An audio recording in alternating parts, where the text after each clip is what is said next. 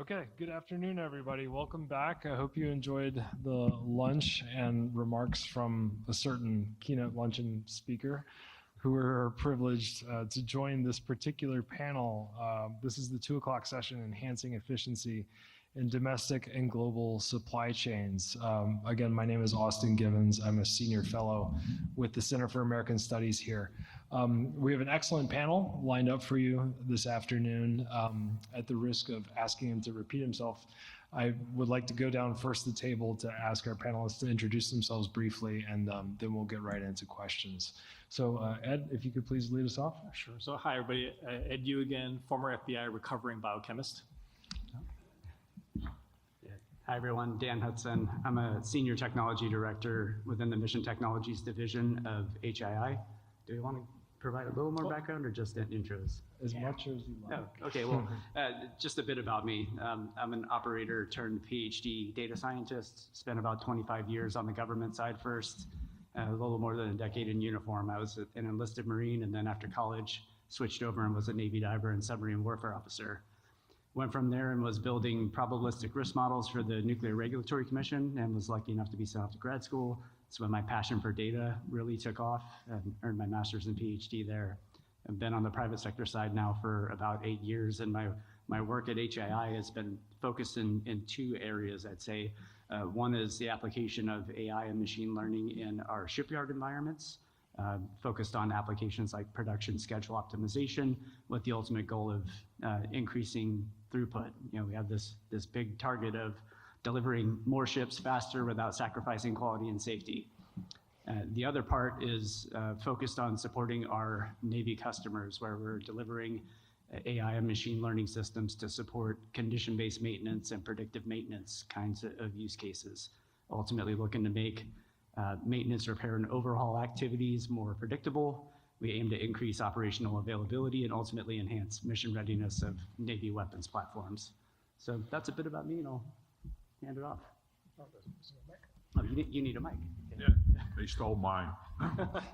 Hey, good afternoon, everybody. My name is Bill Burkey. I'm the Senior Director of the Maritime Incident Response Team and Business Continuity for the Port of Virginia. And it's a long title, but basically my role is in emergency operations, emergency management at the Port of Virginia. In particular, inside of our gates, the Virginia Port Authority owns and operates 6 terminals within the Commonwealth. And inside of our gates, I'm responsible for emergency operations and emergency management. Outside of our gates, I work for, basically, we work for the Coast Guard Sector Commander. And unfortunately, Captain Britton could not be with us today. She was on the agenda.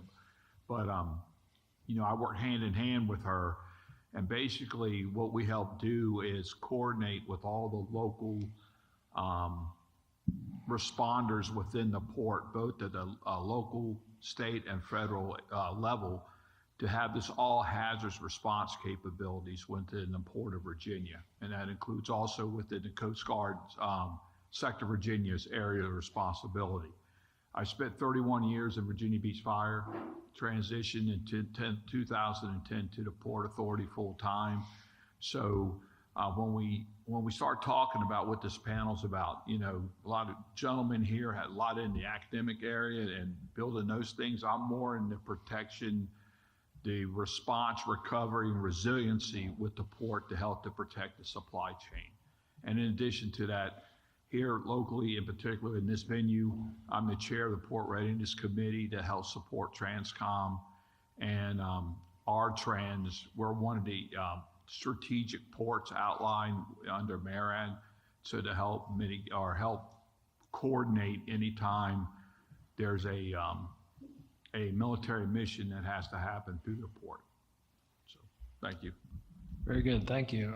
I'd like to start with Bill and kind of just jump around from there. So, Bill, in broad strokes, could you speak to how new advances in technologies like AI are affecting incident management in general, and in your particular case at the port specifically? Wow, a good question. Unfortunately, most AI stuff's out of my wheelhouse a little bit, but from what I understand, and some of the enhanced, I mean, we're really starting to just get in the forefront of that from emergency management perspective, okay? Not necessarily AI, but I can certainly say, you know, there's a lot of things that go on in a port environment, supply chain. Let me just give you an example. When the Dolly struck the bridge in Baltimore and brought that bridge down, okay? Most ports, you'll see data put up on the screen when we talk that really focuses on what an economic engine that a port is, from a jobs perspective, from the amount of money that it produces, the number of jobs, the number of cargo. I mean, just, it's amazing the amount of commerce that runs through a port. And you think about in Baltimore, when the bridge came down, that turned off like a light switch. Zero move. That port was completely closed. And I had the opportunity to go up to the Unified Command Post, which was at the cruise terminal. Basically, I had no official role up there. My job, or I was invited up just to be basically a fly on the wall, to take back nuggets, to come back. What if that happened here at the Port of Virginia? What would we do in order to manage that event and recover as quickly as possible? Now, in talking about AI, some of the technology that and I can't speak to all of it, but some of the technology that I observed when I walked into that Unified Command Post, and I saw how they painted that entire picture of what's going on and how they're going to recover and how are they going to operate that and be able to focus on that, all right, was truly amazing. It really was, and it had to be AI involved in it. It had to be based on the technology, because that was a huge salvage event, not only to clear that federal channel, but also be able to clear that bridge off the top of that ship, to move that ship out of the way in order to manage that whole thing. And so I'm sure the technology had a huge, huge part in that component. Excellent. Thank you, Bill. So Dan, I'd like to go to you next. What are some of the big trends and concerns that you are seeing in your particular situation? Because, correct me if I'm mistaken, the Navy is your largest customer, correct? That's right, for me personally. And so those concerns tend to be top of mind, I guess, day to day. So could you speak to those generally? Yeah, first, a few things that are top of mind for me. One is thinking about supply chains as decision systems. So there's no denying that the physical movement of materials is still very important, but when we think about how we can bring AI to bear, it's really going to be around, you know, looking at these vast, highly interconnected networks and helping us pinpoint where critical nodes and vulnerabilities are so that we can proactively put in risk management measures. Other things like looking ahead toward potential disruptions to the supply chain. AI is helping us be able to better anticipate where those are. And when I think about, you know, the topic for the panel is enhancing efficiency, I think not only in terms of enhancing efficiency, but also enhancing resilience. It's really going to be around better anticipating where those disruptions are going to go through, and then the speed with which we can adapt and transmit decisions and actions across networks. So that's, I guess, number one for me. The second one is around predictive sustainment. It's already changing the game. This is core to my work, where we're applying AI to evolve from these traditional prescriptive and reactive kinds of maintenance and sustainment models into predictive and proactive sustainment models. So we're leveraging vast amounts of historical maintenance, supply chain, and logistics data and fusing that together with sensor-based or telemetry data from all these embedded sensors on the more modern weapon systems. And we use that to, you know, better, for a defined mission interval, we can predict where the likely failures are going to occur, the unplanned maintenance actions that are going to pop up and are not planned for, what specific failure modes are going to be involved, what are the most likely pieces of equipment that are going to be needed to successfully complete that repair. And all of those insights help us create like a part recommendation engine where we can, rather than just have a static prescribed kind of inventory that we're working from, we can use a more data-driven kind of inventory where we're proactively procuring, pre-staging materials for a defined mission. And then the last thing that I think about is sustainment under contested logistics. So in conflict, in theater, dealing with contested environments, that part that I was just talking about where we can better forecast the demand component, what parts are going to be needed, and having them pre-staged, maybe in this case globally across global distribution centers. But beyond that, when you think about generating operational plans, we're driving toward having these digital twins that we can use to inform those plans, leveraging generative AI capabilities to create novel scenarios that with human knowledge and judgment we may not have thought of on our own. So we're able to uncover maybe some novel risks and novel courses of action that we can consider and evaluate before the fact. Along those lines, a big topic that comes up in pretty much any Navy conference I attend is this issue of sailor self-sufficiency and how the skills and degrees of expertise of our deck plate level workers that are on board the ships have degraded over time. And there's a number of reasons for that, but there's no denying that they are relying upon contractors like HII. When something breaks on board a ship and it's beyond the level of repair of the ship's force, they call on us and we assemble a flyaway or rapid response team. We go meet the ship where they are, perform the work, and while we're doing that, we're having the sailors sort of looking over the shoulder side by side, training them up so that eventually they can do some of that more complex work. But I think there's a role to play for AI in this space, and we've developed some of these capabilities that we think are going to help move the needle there. A generative AI maintenance assistant that helps these sailors very quickly identify the relevant procedures and technical and maintenance manuals to walk them through the steps that need to be taken. And when you can marry that with some immersive technologies in the world of AR, VR, MR, now you're getting to a place where these sailors, where they would typically have to call upon us to come help them, when they're out in that contested theater and something breaks and they can't call us to come help, now they have some tools at their disposal to increase the likelihood that they can take on that work themselves. But I think central to all this, key to all this, is that when we think about the human-machine team, and just like when we're assembling a team to go on mission together, there's training cycles that you have to put in. There's a lot of reps that you have to put in together as a team, and it's no different when you think about the human and machine team. There's going to be some issues with trust up front.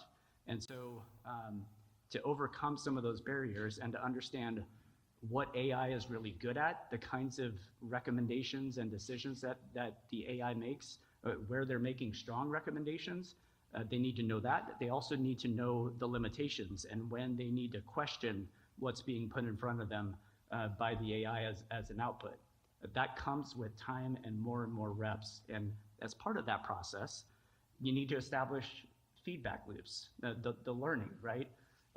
These experts who have decades of experience that often include some nuanced knowledge that just is not captured or reflected in the underlying data, you have to find a way to capture that. And that's one of the features that we built into this generative AI maintenance assistant, just as an example. These folks who have been doing this for decades, they will know that the procedure might not have captured every single bit of nuance for what it takes to successfully repair or replace this particular piece of equipment. So you provide that subject matter expert with the opportunity to document what was missing, and that feedback becomes part of the underlying data foundation that the AI uses moving forward. So it gets smarter over time, provides more comprehensive and accurate kinds of responses. So I've been talking for a while. I'll stop there and no, it's really hand it good back stuff. off to you. It's really good stuff. So Dan, I'm going to borrow a phrase that you just offered, contested logistics. And I'm going to ask Ed to riff a little bit on what you shared with us in your keynote luncheon. And, from where you sit, attempting to discern China's strategic intentions, how important is contesting existing supply chains to China's kind of national security as well as their foreign policy, in your opinion? Yeah, no. I think, and I kind of alluded to it in my presentation, and it's sort of the through line is that we tend to think of supply chains either, and please correct me if I'm wrong, but we kind of think of it linearly, like it's either a military supply chain, or commercial, right? And what I'm sort of seeing is that China has now made that a hybrid.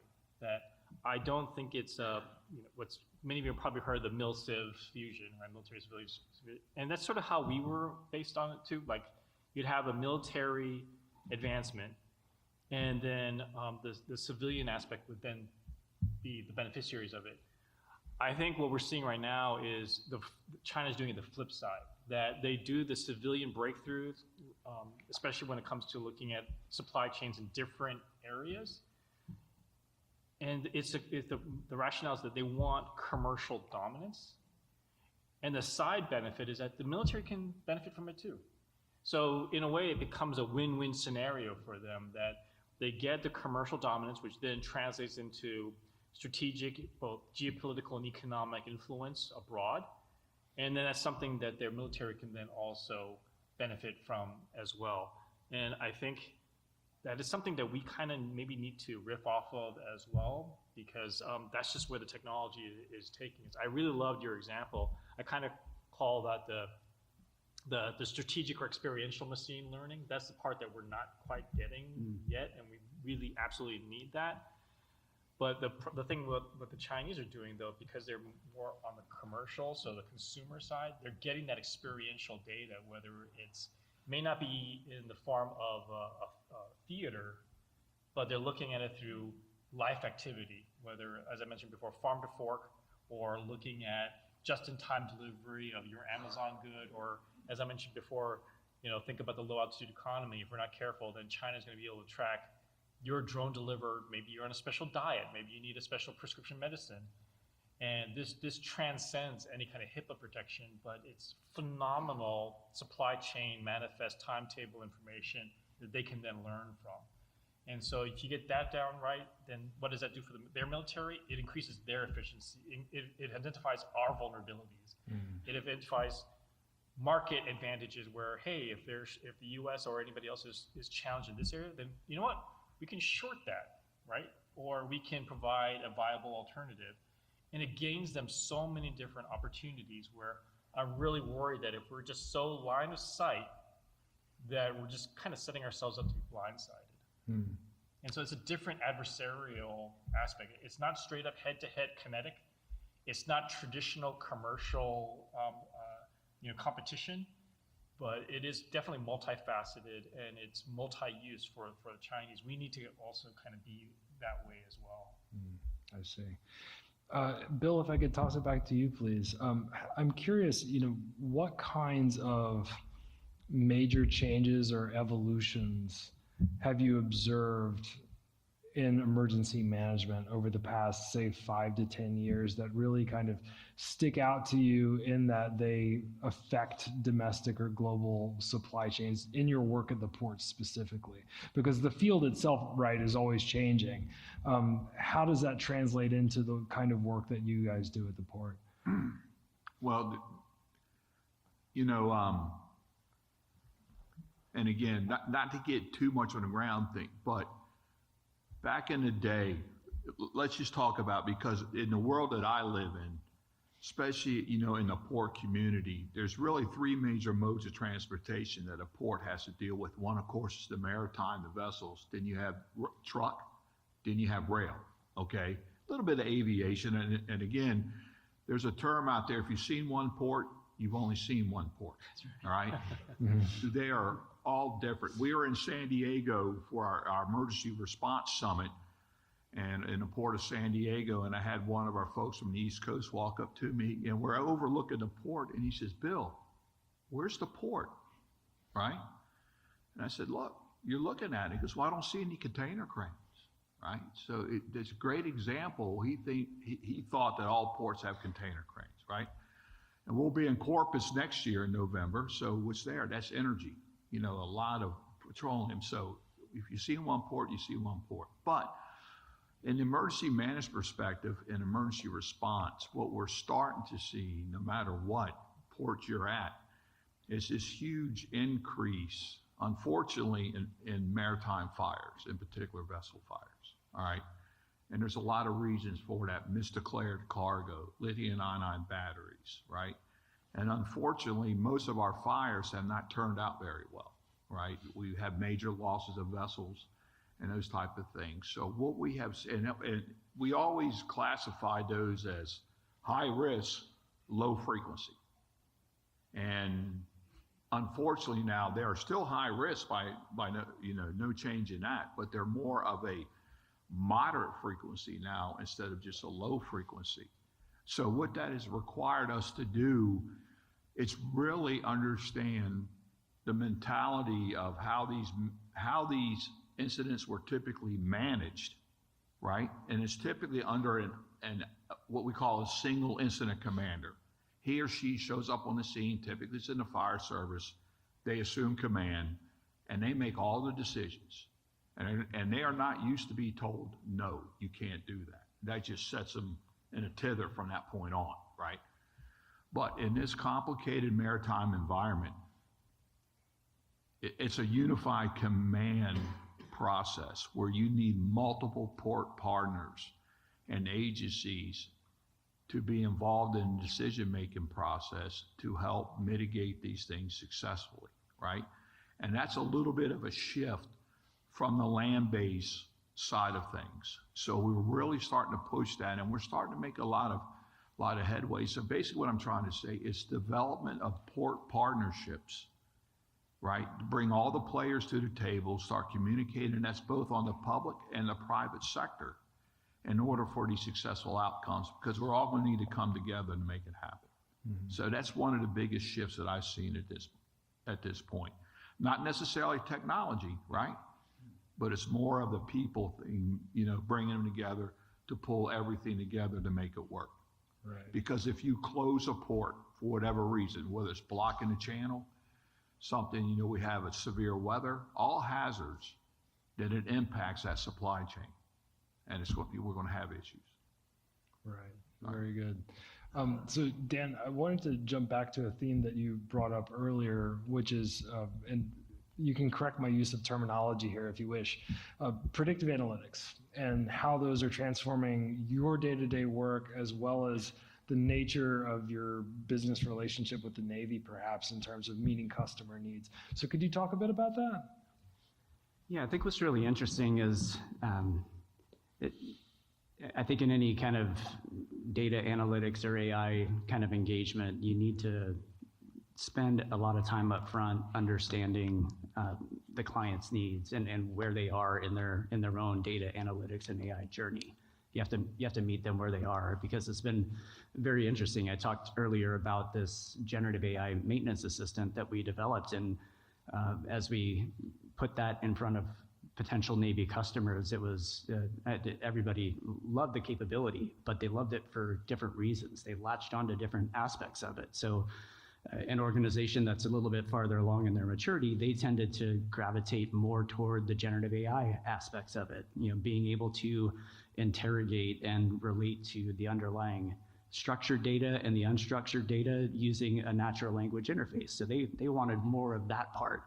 Another customer who was really just getting started, they really latched onto, hey, I have this very fundamental need to be better about predicting what parts are going to be needed.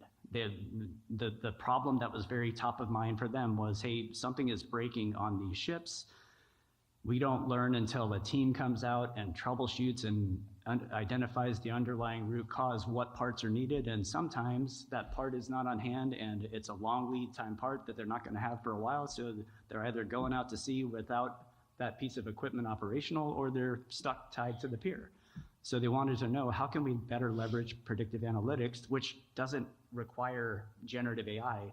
Traditional machine learning techniques suffice for a problem like that. So I guess the lesson here is, you don't want to just try to solve every problem with the most state-of-the-art emerging technology. Sometimes techniques that have been around for decades are all that is needed to solve a very important problem today. So that's, I guess, the key insight that I'd share with the team there. Oh, that's great. I mean, I think that's an important, I don't know if corrective is the right word to use here, but at a conference whose central theme is emerging technologies, I think it is important to point out that sometimes simple can be better and more effective and prove to be the correct solution for you. So that's an important, important insight. Ed, I wanted to circle back to something that you raised in your opening remarks about this sort of hybrid approach that China is taking. You spoke about us traditionally thinking about supply chains in kind of linear terms. There's military division, there's commercial division, but there's this sort of interweaving going on with respect to China's national strategy. And I was wondering, you know, if we can talk briefly about foreign policy and bring that into this here. You know, the prospect of a conflict with Taiwan continues to loom large. Right. And I'm wondering, I'm going to ask you to speculate here, and let's be clear about that for everyone in attendance. If there were to be a conflict with Taiwan in the PRC, how do you see that kind of event affecting global supply chains? Because I have to imagine it would be significant. Oh, yeah. No. So I appreciate the question. Let me preface by, there's going to be a lot happening before they make that move. And so I guess it's appropriate, I'll quote Sun Tzu, right? It's that, you know, battles are won in the temples before they're won in the battlefield. And what I mean by that, and I kind of alluded to it in my presentation, that if you're China and you're offering all the, what I call like the health Silk Road or other kind of, you know, AI-enabled capabilities to this global south, to the Middle East, which they are. Suddenly, and we're kind of seeing that right now, the US is going to be kind of left in the cold, right? But then also, we're kind of seeing it right now that I need to update it, but last year there was a shortage of 343 critical medicines. And so our patient population was at risk because a lot of them came from China. A lot of the chemotherapies that are platinum-based, the platinum comes from Russia. So there was a shortage there. But play this out, that, you know, if I were China, I would turn up the noose and tie back the access to our critical medicines. They can totally do that. Our farmers are dying right now. But then also, hey, if you're China, then, you know, you can be the breadbasket of the rest of the world, because they can be right now. They can offer food assistance to sub-Saharan Africa, because guess what? What did we do? We shut down USAID, right?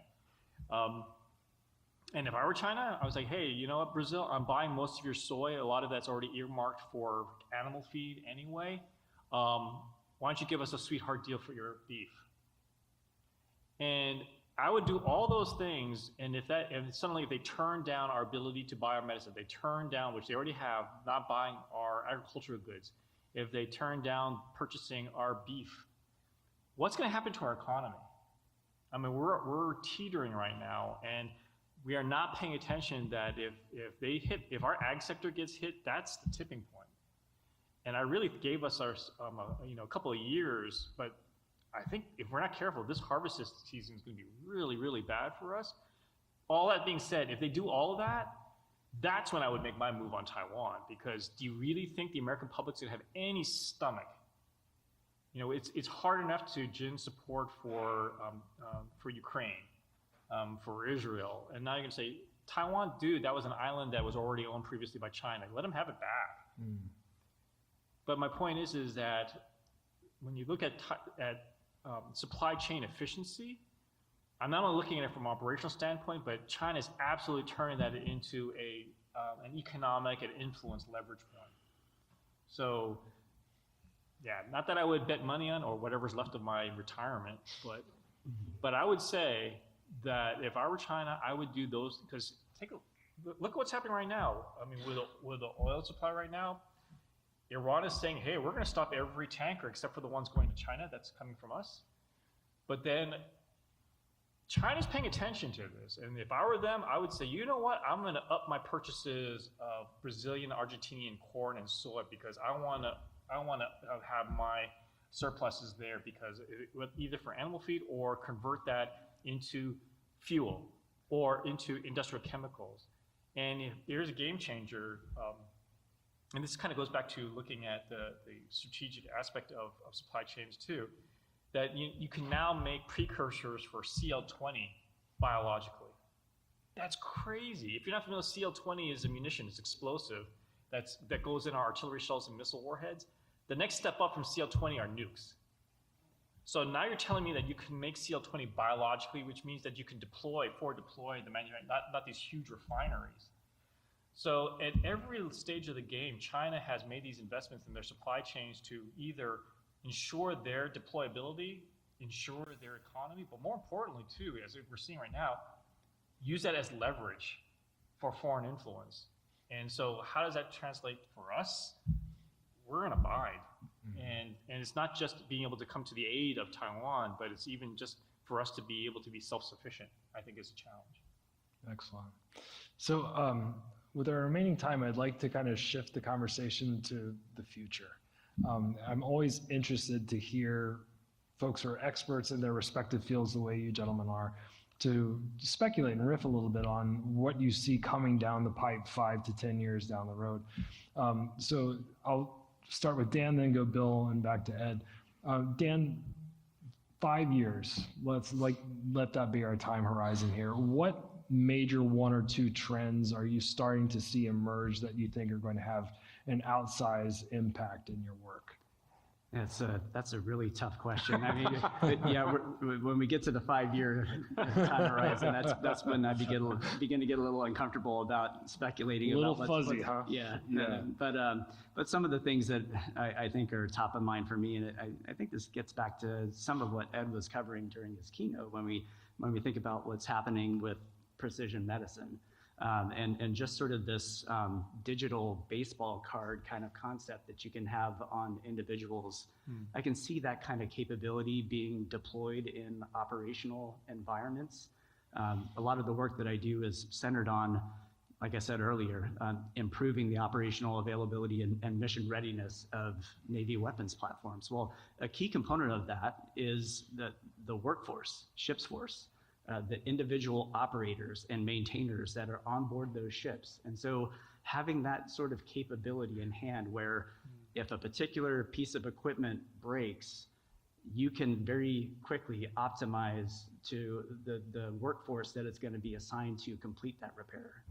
Based on all we know, the qualifications, competencies of these individuals and all the historical data that we have about them, this particular petty officer right here is the one that needs to go do that job. And being able to have the systems in place, digital twins that have bidirectional communications where you can take an action within the digital twin and it's communicating with source data systems to trigger the assignment of that job to that particular individual, getting the parts pre-staged and ready to go. If there's a casualty report that needs to be transmitted, that's generated and sent off. So that's kind of what I'm seeing is, on the near-term horizon, having that kind of capability and automated workflows to make that all seamless. Gotcha. Very good. Bill, over to you. What major trend or trends do you think are going to shape your work over the next 5 years? Okay, certainly. And again, in my world, unlike the technical side of things, I really think it's the planning and the preparedness piece for the future. All right, and we're starting to get a lot of traction with this. For instance, there's this term out there called ports of refuge. When we have vessels that are having emergencies, whatever it may be, and they need a call onto a port and they need to get in to help mitigate that problem. In most cases, they're told don't come, right? So we've got to work on that. We have to be able to bring these vessels that are having issues into our ports because these are the same vessels that aren't only supplying our commodities that we use every day, but they also may be the same vessels that are transporting our military and goods around the world to help support conflicts or whatever else is going globally, right? And if we don't address them, get them in to handle it, then they end up becoming an environmental issue down the road that impacts our shores. So how can we properly mitigate that? And the other one is from and we call it the National Port Partners, is where we're trying to get all ports across the country to hopefully be at the same level of preparedness and response capabilities and recovery. So we are protecting the supply chain nationally, not only from a commerce perspective, but also from a national security perspective. Because like I've already mentioned, some ports are different than others. Here in the Port of Virginia, world's largest naval base is here.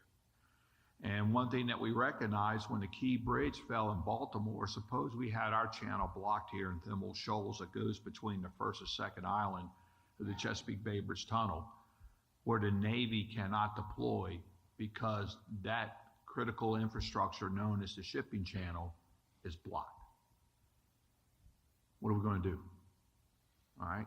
And that's one thing. If Captain Britton was here, we would talk about that, because we're trying to tabletop those things and get an idea of how we would respond.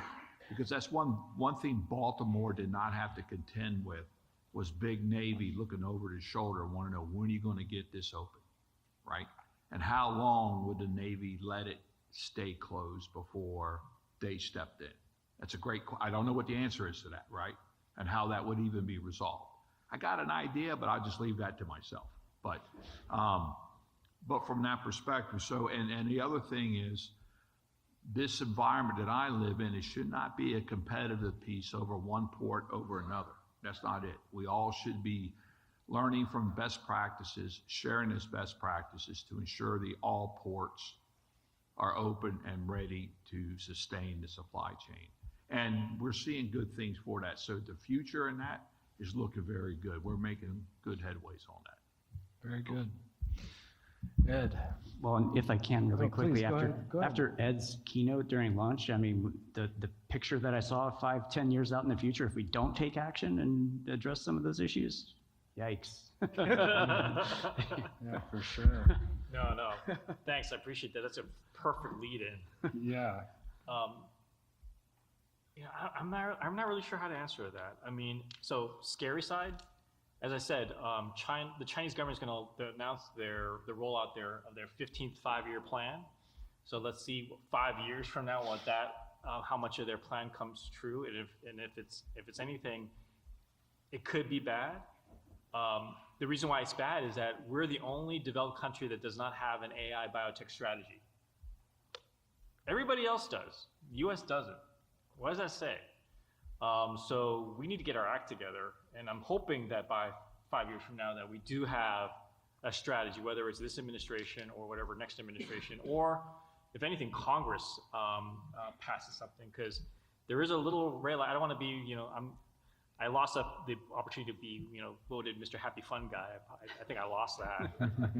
But because we characterized the bio threat this way, not the bioweapon, but the shining opportunity is that in Congress right now, just last month, they announced the establishment of the Biotech Caucus. So it's bicameral, bipartisan. You don't hear that today, right? So you have 25 Democrats, 25 Republicans, both all agreeing that they need to address biotechnology, especially in competition with China. The China Select Committee on the congressional side also understands it. So raise a hope there.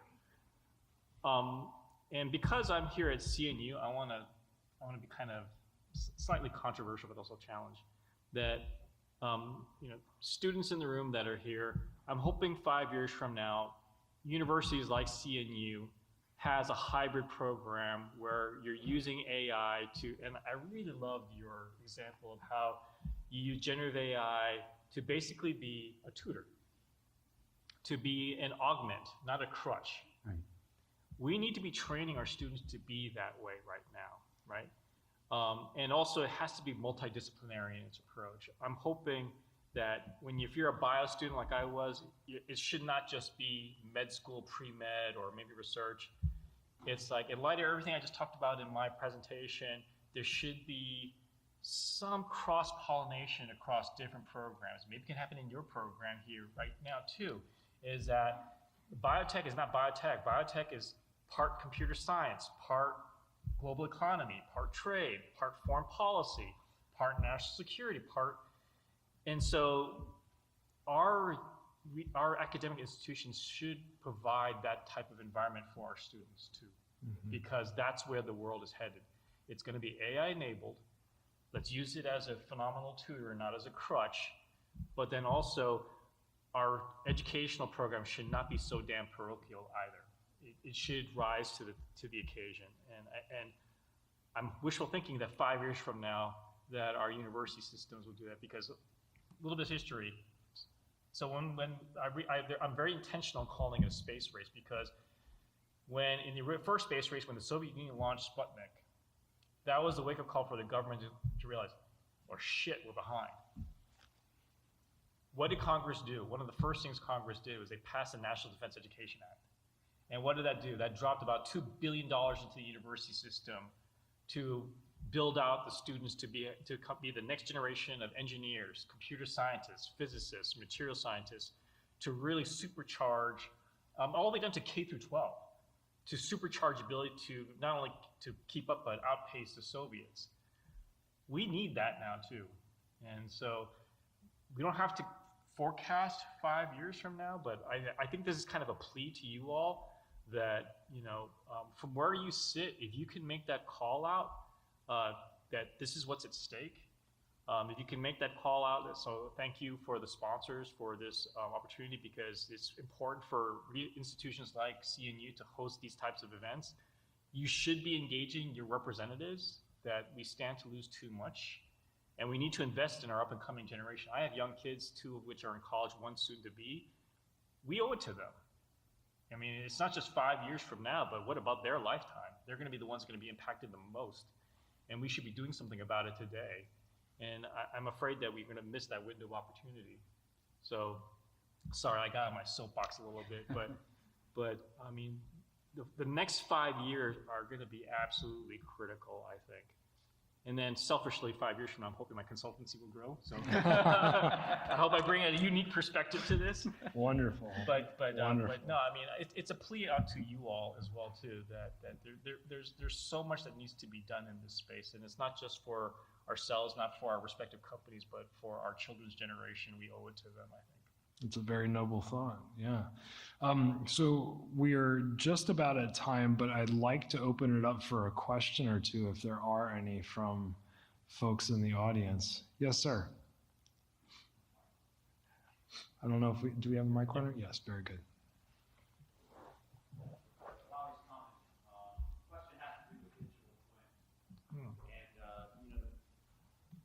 Okay, the question has to do with digital twins. That might not be apparent to what that is.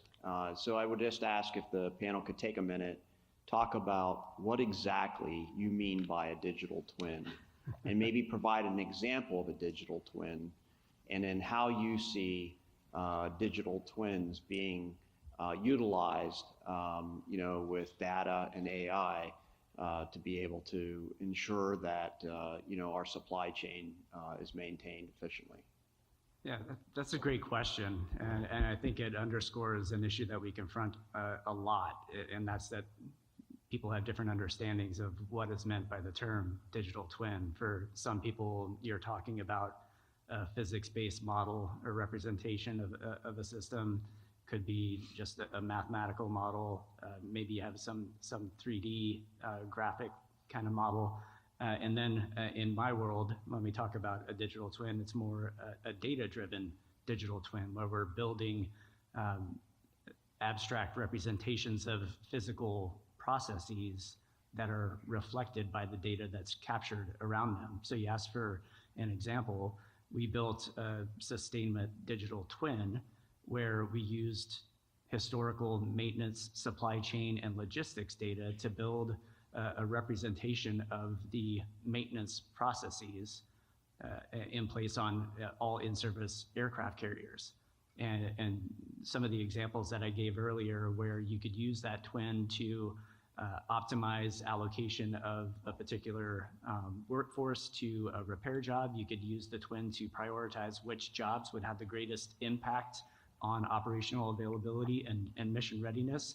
and you could take action like issuing a casualty report that needed to be sent to a higher level echelon. So things like that. The bottom line is there can be different definitions of what a digital twin is. It usually includes at least, it's some sort of abstract representation of something physical, and it's more in the modeling and mathematical realm. And then the other critical piece that people started to converge on was that there needed to be bi-directional communication. So you have source data systems that are being fed into a model to run various kinds of simulations, and then you could take action based on the outputs of those simulations, and those actions get reflected back in the source data system. So those were some of the things that we were converging on in our own definition of what a digital twin is. Good. Maybe time for one more question before we wrap up.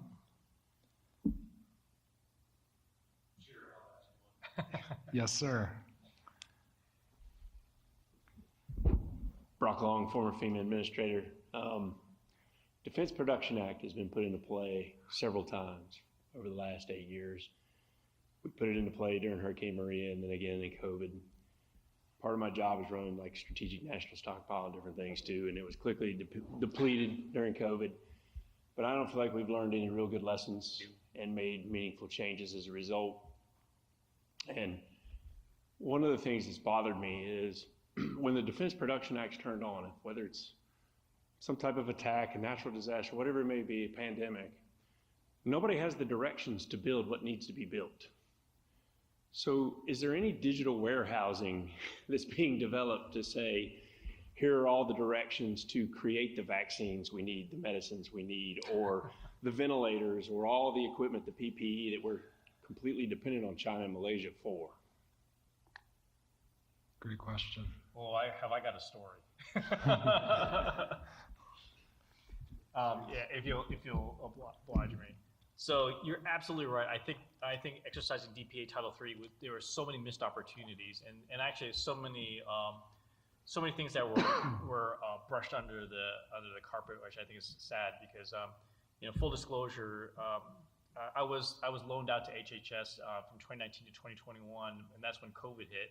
And at the time, I was like, dude, you're an FBI agent with a background in virology. So I got pulled into supporting Operation Warp Speed, and that was a phenomenal experience. But so here's an example of a combination of AI, a combination of DPA or missed opportunity, and how we need to rethink the strategic national stockpile. So it's just a war story. So before we had the COVID mRNA vaccines, we had the Novavax vaccine. So that's one of the traditional vaccines. And that required a chemical supplement called adjuvant to kind of put in with the vaccine that triggers your immune system to have a more robust response. That particular substance came from the soap bark tree, and that grew at the time only in Brazil. It's always Brazil. But at the time, the cured wood, the supply of it, there was a lot of political unrest in Brazil, and there was a real threat that it would actually go up in smoke. And the White House and HHS were really, for anyone, there's actually an Atlantic story on this. Behind the scenes, though, you can get baker's yeast, so the same yeast you make bread, wine, beer, and they actually programmed it to start making medicinal precursors. And I'm like, well, wow, why do we use synthetic biology and biotechnology as AI design to program the yeast to give it sugar, and it'll make these precursors for this particular component for our vaccine? And if we did that, what we could do? We could deputize all the microbreweries across the country to start making this stuff, right? And the beauty of that is that, and by extension, if you had biomanufacturing foundries across the U.S., which would come in handy right now with the agricultural surplus we have, that's great to do initial proof of concept to start to initial scale up for universities or incubators. So it's kept warm, and it's innovation, it's revenue driven because it's a public-private partnership. It's not coal like an SNS, which you have to renew because that all shelf life.